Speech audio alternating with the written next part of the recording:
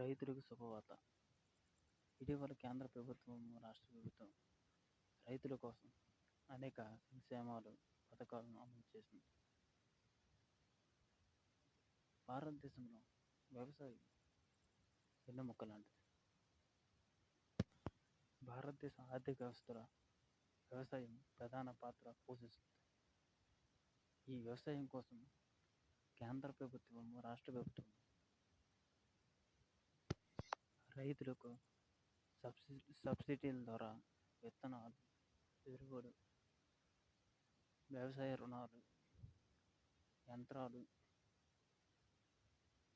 పశువుల పెంపకం, మేకల గొర్రెల పెంపకం మొదలైనవి ఎన్నో రకాల పథకాలను తీసుకొచ్చింది.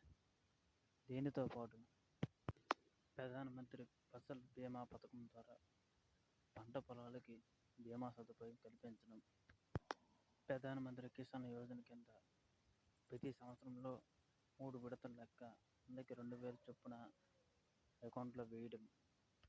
ఇప్పుడు ఇవన్నిటితో పాటు రైతుల సంక్షేమం కోసం ప్రధానమంత్రి ఆశీర్వాద్ అనే స్కీమ్ను ప్రవేశపెట్టింది.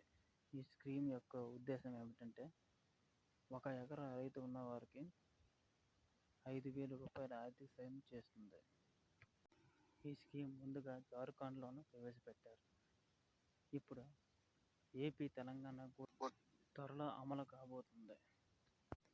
పీఎం కిసాన్ సమ్మాన్ నిధి 6,000, ఈ ఆశీర్వాద్ 5,000, ఈ రెండు కలిపి 11,000 మన రైతులకి త్వరలో అందబోతుంది.